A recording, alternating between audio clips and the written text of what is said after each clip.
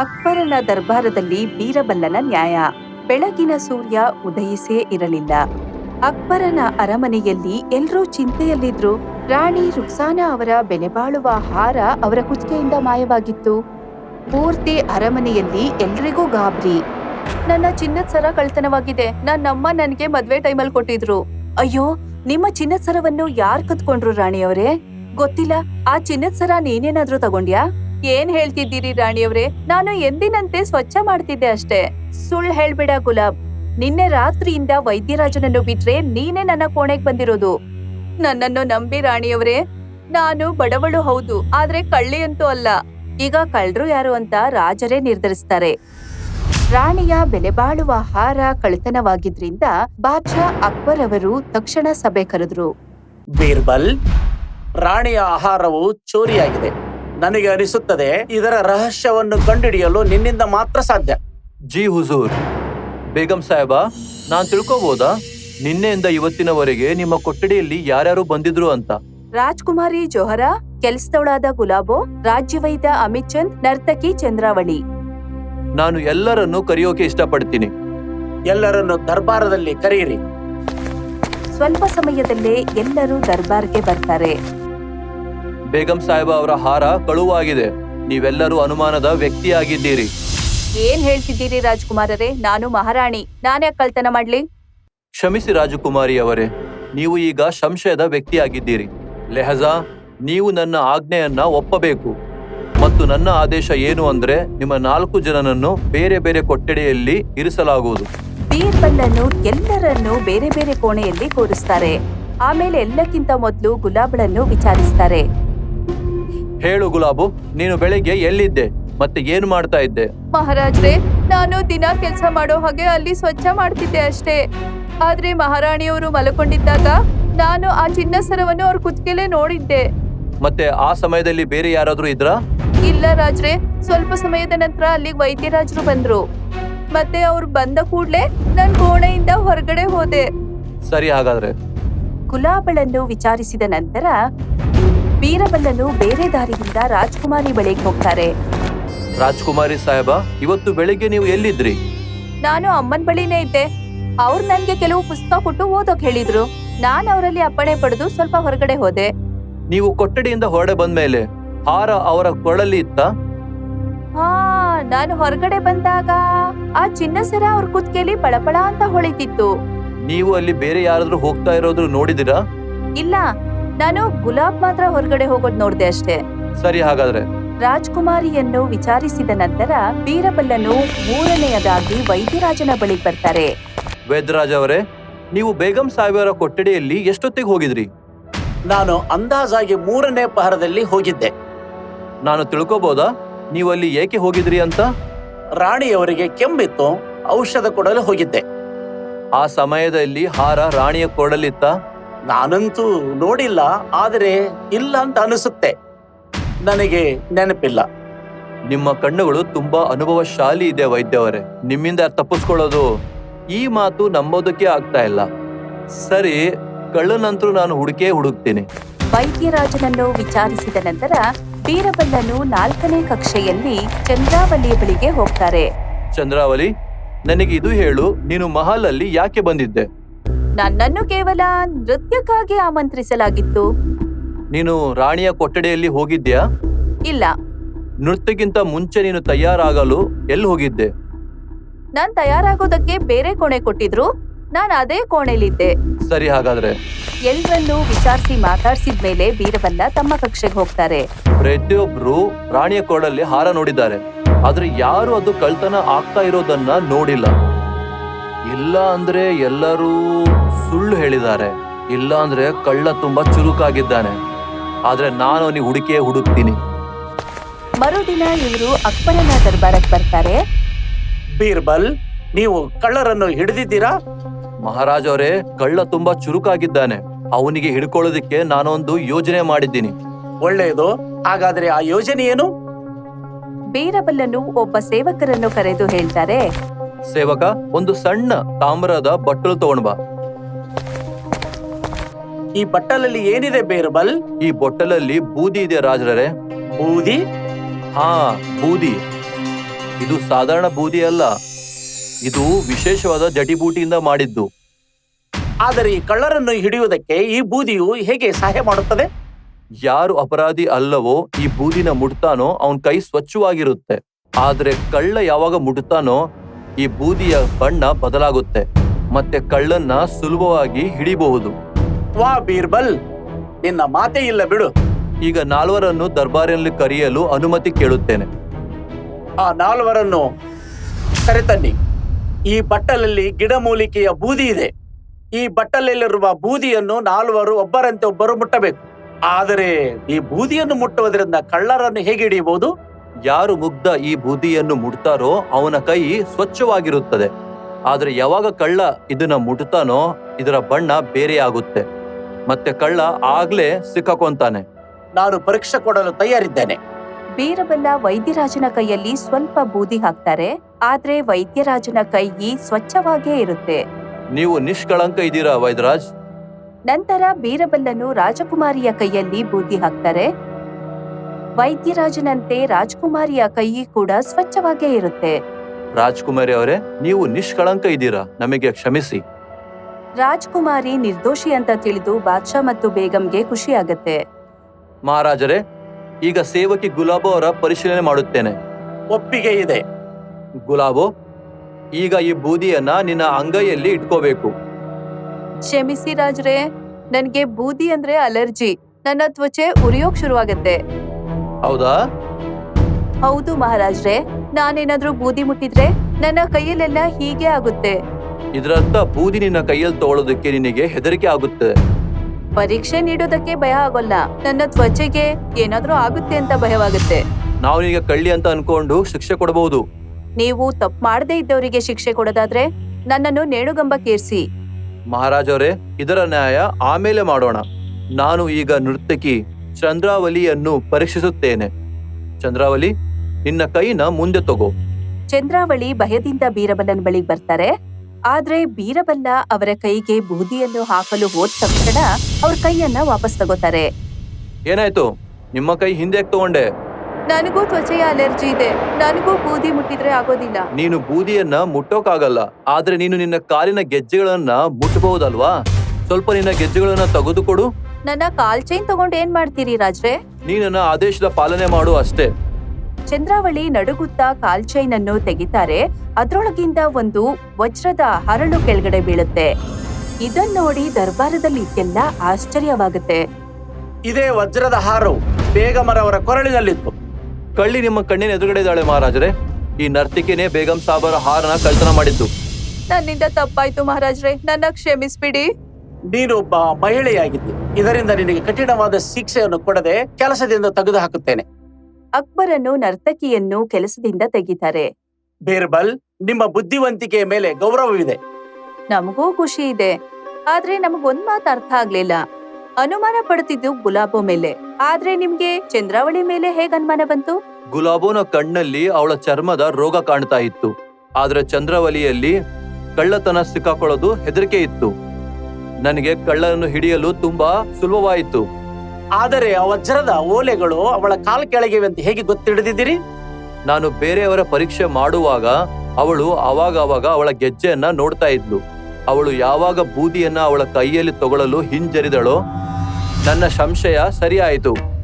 ನಿಮ್ಮ ಬುದ್ಧಿವಂತಿಕೆ ಮತ್ತು ಚತುರತೆಗೆ ಗೌರವವಿದೆ ಬೀರ್ಬಲ್.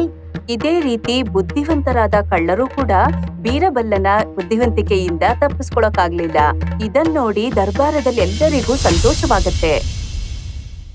ಸಭೆಯ ಕೆಲಸಗಳನ್ನ ಶುರು ಮಾಡಿ. ಮಹಾರಾಜರೇ, ಇವತ್ತಿನ ಕೇಸು ತುಂಬಾ ಗಂಭೀರವಾಗಿದೆ. ತುಂಬಾ ಆಲೋಚನೆ ಮಾಡಿ ತೀರ್ಮಾನ ತಗೋಬೇಕು. ಇಂಥ ರಾಜ್ಯದಲ್ಲಿ ನನ್ನಂತ ರಾಜ ಇರುವಾಗ ಮತ್ತು ನಿಮ್ಮಂತ ಮಂತ್ರಿ ಇರುವಾಗ ಪ್ರಜೆಗಳ ಮೇಲೆ ಅನ್ಯಾಯ ಹೇಗೆ ಆಗ್ಬೋದು? ನನಗೆ ನ್ಯಾಯ ನೀಡಿ ಪ್ರಭುಗಳೇ, ನನಗೂ ನ್ಯಾಯ ಬೇಕು ಪ್ರಭು. ನಿಮ್ಮಿಬ್ರಿಗೂ ಕೂಡ ನ್ಯಾಯ ಸಿಗುತ್ತೆ. ಹೇಳಿ, ಏನು ಸಮಸ್ಯೆ ಇದೆ ನಿಮಗೆ? ರಾಜ್ರೆ, ಈ ಮಗು ನನ್ನದು. ಇವ್ರು ನನ್ ಮಗುನ ಕಿತ್ಕೊಳ್ತಿದ್ದಾರೆ. ಇಲ್ಲ ರಾಜ್ರೆ, ಇವಳು ಸುಳ್ಳು ಹೇಳ್ತಿದ್ದಾಳೆ. ಈ ಮಗು ನಂದು. ಇಲ್ಲ ಪ್ರಭು, ಈ ಮಗುಗೆ ನಾನೇ ಜನ್ಮ ನೀಡಿದ್ದು. ಇವರೇ ಸುಳ್ಳು ಹೇಳ್ತಿದ್ದಾರೆ. ಯಾರು ಸರಿ ಹೇಳ್ತಿದ್ದಾರೆ, ಯಾರು ಸುಳ್ಳು ಹೇಳ್ತಿದ್ದಾರೆ, ಇದರ ಪತೆ ಜಲ್ದಿ ಗೊತ್ತಾಗ್ಬಿಡುತ್ತೆ. ನಾವು ನಾಳೆ ಪುನಃ ಸಿಗೋಣ. ನಮಸ್ಕಾರ. ಸಭೆ ಮುಗಿದ ಕೂಡ್ಲೆ ಎಲ್ರೂ ತಮ್ಮ ತಮ್ಮ ಮನೆಗೆ ಹೋಗ್ತಾರೆ. ನಂತರ ರಾಜ ಅಕ್ಬರ್ ಬೀರಬಲನನ್ನು ಕರ್ಕೊಂಡು ಶಿಕಾರಿಗೆ ಹೋಗ್ತಾರೆ. ಅಕ್ಬರ್ ಮತ್ತು ಸೈನಿಕರೊಂದಿಗೆ ಕುದುರೆ ಗಾಡಿ ಮೇಲೆ ಕುತ್ಕೊಂಡು ಹೋಗ್ತಾ ಇರ್ತಾರೆ. ಆಗ ದಾರಿಯಲ್ಲಿ ಒಂದು ಸಿಂಹ ಕುರಿಮರಿಯನ್ನು ಬಾಯಲ್ಲಿ ಹಿಡ್ಕೊಂಡು ಹೋಗ್ತಾ ಇರುವಂತಹ ದೃಶ್ಯ ಕಾಣಿಸುತ್ತೆ. ಮಹಾರಾಜರೇ, ಈ ಸಿಂಹನ ಬೇಟೆ ಆಡೋದ್ರಿಂದ 2 ಲಾಭ ಆಗುತ್ತೆ. 2 ಲಾಭಗಳು ನನಗೆ ಅರ್ಥ ಆಗಿಲ್ಲ. ಮೊದಲನೇ ಲಾಭ ಸಿಂಹದ ಬೇಟೆ ಆಗುತ್ತೆ, ಮತ್ತೆ 2ನೇದು ಕುರಿ ಮೇಕೆಗಳ ಪ್ರಾಣನೂ ಉಳಿಯುತ್ತೆ. ಭಲೇ ಬೀರ್ಬಲ್, ನಿಮ್ಮ ಬುದ್ಧಿವಂತಿಕೆಯ ಮಾತೇ ಇಲ್ಲ. ಬೀರ್ಬಲನ ಮಾತನ್ನು ಕೇಳಿ ಅಕ್ಬರ್ ರಾಜನವರು ಈ ಬಾಣ ಬಿಡೋಕ್ ಹೋಗ್ತಾರೆ. ಆಗ ಇದ್ದಕ್ಕಿದ್ದಂತೆ ಆ ಮಗುವಿನ ಅಮ್ಮ ಬಂದ್ಬಿಡತ್ತಲ್ಲಿಗೆ. ನಿಲ್ಲು ಶೇರ್, ನನ್ ಮಗುನ್ ಬಿಟ್ಬಿಡು. ನಿನ್ ಮಕ್ಕಳನ್ನ ಬಿಟ್ಬಿಟ್ರಪ್ಪ ಅಂದ್ರೆ ನಾನು ಹಸುವಿಂದ ಸಾಯ್ತೀನಿ. ನೀವು ಹಸುವಿನಿಂದ ಇರ್ಬೇಕಾಗಿಲ್ಲ. ನನ್ ಮಗುವಿನ ಬದಲಾಗಿ ನಾನ್ ಜೀವ ಕೊಡಕ್ ತಯಾರಿದ್ದೀನಿ. ನೋಡಿದ್ರ ಮಹಾರಾಜರೇ, ತಾಯಿ ತನ್ನ ಮಕ್ಕಳಿಗಾಗಿ ಸ್ವತಃ ತನ್ನ ಪ್ರಾಣನ ಒತ್ತೆ ಇಟ್ಟಿದ್ದಾಳೆ. ಹೌದು ಬೀರ್ಬಲ್, ಅಮ್ಮ ಇರ್ತಾಳೆ ಹೀಗೆ. ಅವಳ ಜೀವನ ಕೊಟ್ಟು ಅವಳ ಮಕ್ಕಳ ಜೀವನ ಉಳಿಸ್ತಾಳೆ. ಮಹಾರಾಜರೇ, ಈ ಸಮಯದಲ್ಲಿ ನೀವು ಬೇಟೆ ಆಡಿದ್ರೆ ನಿಮ್ಗೆ 3 ಲಾಭಗಳಾಗುತ್ತೆ. 3 ಲಾಭಗಳು? 3ನೇ ಲಾಭ ಏನು? ಮಗುವನ್ನ ರಕ್ಷಿಸೋದ್ರಿಂದ ತಾಯಿಯ ಆಶೀರ್ವಾದನೂ ಸಿಗುತ್ತೆ. ತಕ್ಷಣ ಅಕ್ಬರ್ ಬಾಣ ಬಿಡ್ತಾರೆ ಮತ್ತು ಶೇರ್ಗೆ ಹೊಡೆದ್ ಬಿಡ್ತಾರೆ. ತನ್ನ ಮಗುವಿನ ಪ್ರಾಣ ಉಳಿದಿದ್ರಿಂದ ಈ ಮೇಕೆ ರಾಜನಿಗೆ ಧನ್ಯವಾದ ಹೇಳುತ್ತೆ. ರಾಜ್ರೆ, ಭಗವಂತ ನಿಮಗೆ ಸುಖ, ಶಾಂತಿ, ನೆಮ್ಮದಿ ಎಲ್ಲ ನೀಡ್ಲಿ. ಧನ್ಯವಾದ ಕುರಿ. ಮರುದಿನ ರಾಜರು ತನ್ನ ದರ್ಬಾರದಲ್ಲಿ ಕುತ್ಕೊಂಡಿರ್ತಾರೆ. ಆಗ ಅಲ್ಲಿಗೆ ನ್ಯಾಯ ಕೇಳೋಕೆ 2 ಅಮ್ಮಂದಿರು ಬರ್ತಾರೆ. ಕೆಲಸನ ಶುರು ಮಾಡಿ. ಗೌರಿ, ಮೊದಲನೇದಾಗಿ ನೀನ್ ಹೇಳು, ಈ ಮಗು ನಿನ್ನದು ಹೇಗೆ ಅಂತ. ರಾಜ್ರೆ, ಈ ಮಗುಗೆ ನಾನ್ ಜನ್ಮ ನೀಡಿದ್ದು. ಇದರ ಬದಲಾಗಿ ನನ್ನ ಹತ್ರ ಯಾವುದೇ ಸಾಕ್ಷಿ ಇಲ್ಲ. ನಿಮ್ಮ ಗಂಡ ಎಲ್ಲಿದ್ದಾರೆ? ನಾನು ವಿಧವೆ. ನನ್ನ ಪತಿ ತೀರ್ಕೊಂಡ್ಮೇಲೆ ನಾನ್ ಈ ಮಗುನ ಕಷ್ಟದಿಂದ ಸಾಕಿದ್ದೀನಿ. ಇದು ನಿನ್ನ ಮಗು ಆಗಿದ್ರಪ್ಪ ಅಂದ್ರೆ ಇವಳ ಹತ್ರ ಹೇಗ್ ಬಂತು ಈ ಮಗು? ಕೆಲವು ದಿನಗಳ ಹಿಂದೆ ನಾನ್ ನದಿಲಿ ನೀರ್ ತರಕ್ ಹೋಗಿದ್ದೆ. ಆಗ ಇವರು ನನ್ ಮಗುನ್ ಕಿತ್ಕೊಂಡು ಹೋದ್ರು. ಗೌರಿಯನ್ನು ಪ್ರಶ್ನೆ ಕೇಳಿದ ನಂತರ ರಾಜರು ಮಾಲಾಳನ್ನು ಕೇಳ್ತಾರೆ. ಈಗ ನೀನ್ ಹೇಳು, ಈ ಮಗು ನಿನ್ನದು ಹೇಗಾಗುತ್ತೆ? ಪ್ರಭು, ನಾನೇ ಈ ಮಗುಗ್ ಜನ್ಮ ನೀಡಿದ್ದು. ಇವರು ಭಂಜೆ ಆಗಿದ್ದಾರೆ. ಹಾಗಾಗಿ ಸುಳ್ಳು ಹೇಳಿ ನನ್ ಮಗುನ್ ಕಿತ್ಕೊಳ್ಳೋಕ್ ನೋಡ್ತಿದ್ದಾರೆ. ನಿನ್ನ ಗಂಡ ಈ ಸಮಯದಲ್ಲಿ ಎಲ್ಲಿದ್ದಾನೆ? ನನ್ನ ಪತಿ ಈಗ ಜಮೀನಲ್ಲಿ ಕೆಲಸ ಮಾಡಕ್ ಹೋಗಿದ್ದಾರೆ. ಅಕ್ಬರ್ ರಾಜ ಅವರು ನ್ಯಾಯ ನೀಡೋದ್ರಲ್ಲಿ ಯಾವುದೇ ತಪ್ಪಾಗಬಾರದೆಂದು ತುಂಬಾ ಯೋಚಿಸಿ ಸಭೆಯನ್ನು ಮುಂದೂಡುತ್ತಾರೆ. ಇವತ್ತಿನ ಸಭೆ ಇಲ್ಲೇ ಮುಕ್ತಾಯವಾಗುತ್ತದೆ. ನಮಸ್ಕಾರಗಳು. ರಾತ್ರಿ ಒಂದ್ಸಲ ಅಕ್ಬರ್ ರಾಣಿಯೊಂದಿಗೆ ಮಾತಾಡ್ತಾ ಇರ್ತಾರೆ. ಮಹಾರಾಣಿ, ನ್ಯಾಯ ಕೊಡುವಾಗ ಯಾವುದೇ ತಪ್ಪು ಆಗ್ಬಾರ್ದು. ಇದರಿಂದ ಕಾಲ್ನ ಯೋಚನೆ ಮಾಡಿ ಇಡ್ತಾ ಇದ್ದೀನಿ. ಏನು ವಿಷಯ ಅಂತ ಹೇಳಿ ನೀವು ನನಗ್ ಹೇಳಿದ್ರೆ ನಾನ್ ಬಹುಶಃ ನಿಮಗ್ ಸಹಾಯ ಮಾಡಬಹುದು. ಒಂದು ಮಹಿಳೆ ವಿಧವೆ ಇದ್ದಾಳೆ, ಇನ್ನೊಬ್ಳು ಮದುವೆ ಆದವಳು. 2 ಮಹಿಳೆಯರು ಒಂದೇ ಮಗುವಿನ ಮೇಲೆ ತಾಯಿ ಅಂತ ಹೇಳ್ತಾ ಇದ್ದಾರೆ. ಇದ್ರಲ್ಲಿ ಚಿಂತೆ ಮಾಡೋದೇನಿದೆ? ಯಾರು ಮುತ್ತೈದೆ ಆಗಿದ್ದಾರೋ ಅವ್ರದೇ ಮಗು. ವಿದ್ವೆ ಹೇಗ್ ಅಮ್ಮ ಆಗೋಕಾಗತ್ತೆ? ಇಲ್ಲ ಮಹಾರಾಣಿ, ಮಾತು ಇಷ್ಟು ಸಡಲವಾಗಿದ್ದಿದ್ರೆ ನಾನು ನಿರ್ಧಾರವನ್ನ ಯಾವಾಗ್ಲೂ ಕೊಡ್ತಾ ಇದ್ದೆ. ಈಗ್ಲೂ ಆಗ್ಬಹುದು. ಅವಳು ಗಂಡನಿಂದ ಗರ್ಭಿಣಿ ಆಗಿದ ಮೇಲೆ ಅವಳು ವಿಧವೆ ಆಗಿರಬಹುದು. ಹೌದು ಮಹಾರಾಜ್ರೆ, ಹಾಗೂ ಇರಬಹುದು. ಇದೇ ಚಿಂತೆಯಲ್ಲಿ ರಾಜರು ರಾತ್ರಿ ಮಲ್ಕೊಳ್ಳೋಕೆ ಅಂತ ಹೋಗ್ತಾರೆ. ಇವರಿಬ್ರು ತಾಯಿಗಳಲ್ಲಿ ಯಾರು ಸರಿಯಾದ ತಾಯಿ? ಇದನ್ನ ತಿಳ್ಕೊಳ್ಳೋದಕ್ಕೆ ಯಾವ್ದಾದ್ರೂ ಉಪಾಯ ಇದ್ದೇ ಇರುತ್ತೆ. ರಾಜರು ಯೋಚಿಸ್ತಾನೆ ಇರ್ತಾರೆ. ಅವ್ರಿಗಾಗಿ ಇದ್ದಕ್ಕಿದ್ದಂತೆ ಈ ಕಾಡಿನಲ್ಲಿ ನಡೆದಂತ ವಿಷಯ ನೆನಪಾಗತ್ತೆ. ನಿಲ್ಲು ಶೇರ್ ಸಿಂಗ್, ನನ್ ಮಗುನ ಬಿಟ್ಬಿಡು. ನಿನ್ ಮಗುವನ್ನ ಬಿಟ್ಬಿಟ್ರೆ ನಾನಂತೂ ಹಸುವಿಂದ ಸತ್ತೋಗ್ಬಿಡ್ತೀನಿ. ನೀವು ಹಸಿವಿನಿಂದಿರೋದಿಲ್ಲ. ನನ್ನ ಮಗುವಿನ ಬದಲಾಗಿ ನಾನ್ ನಿಮ್ಗೆ ಜೀವ ಕೊಡೋಕೆ ತಯಾರಾಗಿದ್ದೀನಿ. ನೋಡಿದ್ರ ಮಹಾರಾಜ್ರೆ, ತಾಯಿ ತನ್ನ ಮಗುವಿನಗಾಗಿ ತನ್ನ ಪ್ರಾಣನೇ ಕೊಡೋಕ್ ಸಿದ್ಧಳಾಗಿದ್ದಾಳೆ. ಹೌದು ಬೀರ್ಬಲ್, ಅಮ್ಮ ಇರ್ತಾಳೆ ಹೀಗೆ. ಅವಳ ಜೀವನ ಕೊಟ್ಟು ಅವಳ ಮಕ್ಕಳ ಜೀವನ ಉಳಿಸ್ತಾಳೆ. ಉತ್ತರ ಸಿಕ್ಬಿಡ್ತು.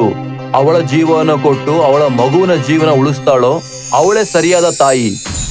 ನೋಡಿ, ನಿಮ್ಮಿಬ್ಬರಲ್ಲಿ ಸರಿಯಾದ ತಾಯಿ ಯಾರು ಅಂತ ಅನ್ನೋ ಸಾಕ್ಷಿ ಇಲ್ವೇ ಇಲ್ಲ. ಹಾಗಾಗಿ ನಾವು ಯೋಚನೆ ಮಾಡಿದೀವಿ, ಸತ್ಯವನ್ನ ಹೊರಡೆ ತಗೊಂಬರೋದಕ್ಕೋಸ್ಕರ ನಮಗೆ ಕಠಿಣ ನಿರ್ಧಾರ ತಗೋಬೇಕಾಗಿದೆ. ಕಠೋರವಾದ ಹೆಜ್ಜೆ ಕೇಳಿ ಎಲ್ರಿಗೂ ಭಯವಾಗತ್ತೆ. ಗೌರಿ, ನನಗ್ ನೀನ್ ಹೇಳು, ನೀನು ನಿನ್ನ ಮಗುನ ಮಡಿಯಲ್ಲಿ ಇಟ್ಕೊಂಡು ಹೋಗ್ತಾ ಇರುವಾಗ ಅಕಸ್ಮಾತ್ ಆಗಿ ಸಿಂಹ ನಿನ್ನ ಎದುರುಗಡೆ ಬಂತಪ್ಪ ಅಂದ್ರೆ ನಿನಗೆ ಕೇಳುತ್ತೆ, ನನಗೆ ಹೊಟ್ಟೆ ಹಸ್ತಿದೆ, ನೀನು ನಿನ್ನ ಮಗುನ ನನಗೆ ಕೊಡು ಅಥವಾ ನಿನ್ನನ್ನ ನನ್ನನ್ನು ಒಪ್ಪಿಸು. ಅವಾಗ ನೀನು ಏನ್ ಮಾಡ್ತೀಯ? ನನ್ನ ಮಗುವಿನ ಜೀವ ಉಳಿಸೋಕೆ ನಾನ್ ನನ್ ಜೀವನೇ ಕೊಡ್ತೀನಿ.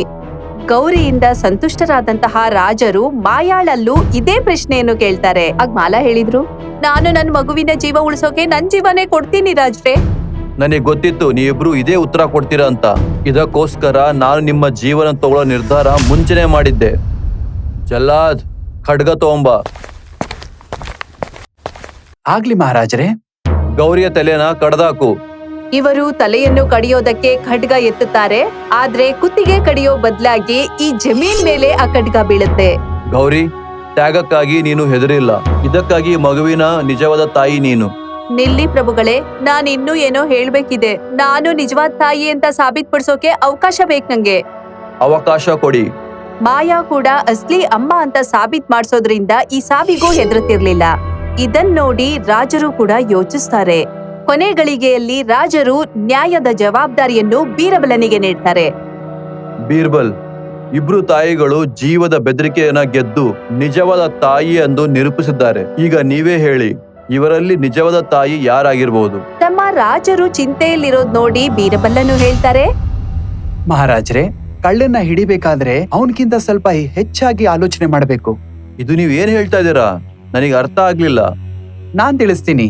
ನಿಜವಾದ ತಾಯಿ ಯಾರು ಅಂತ ಹೇಳೋಕೆ ಇವರು ತಮ್ಮ ಪ್ರಾಣನೇ ಒತ್ತೆ ಇಟ್ಟಿದ್ದಾರೆ. ಆದ್ರೆ ಇವಾಗ ನಾನ್ ಹೇಳೋದ್ ಕೇಳಿದ್ರೆ ಇದರಿಂದ ಯಾರು ಸರಿ ಮತ್ತು ಯಾರು ತಪ್ಪು ಅಂತ ಗೊತ್ತಾಗುತ್ತೆ. ಜಲ್ಲಾದ್, ಕತ್ತಿ ತಗೊಂಡ್ ಬಾ. ಮಹಾರಾಜರೇ, ಯಾವಾಗ ಇಬ್ರು ಒಂದೇ ವಸ್ತುವನ್ನ ಇಷ್ಟಪಟ್ಟಾಗ ಯಾವುದೇ ಆಧಾರ ಇಲ್ದಿದ್ರೆ ಅದನ್ನ ಸಮಾನವಾಗಿ ಹಂಚ್ಬೇಕಾಗತ್ತೆ. ಇದು ನ್ಯಾಯದ ಸಿದ್ಧಾಂತ. ಇದರ ಅರ್ಥ? ಮಗುವನ್ನ ಅರ್ಧ ಪೀಸ್ ಮಾಡಿ ಇಬ್ರಿಗೂ ಅರ್ಧರ್ಧ ಹಂಚಿಬಿಡಿ ಮಹಾರಾಜರೇ. ಮಾಯಾ, ನೀವು ಮಗುವಿನ 2 ಭಾಗ ಮಾಡಲು ತಯಾರಿದೆಯಾ?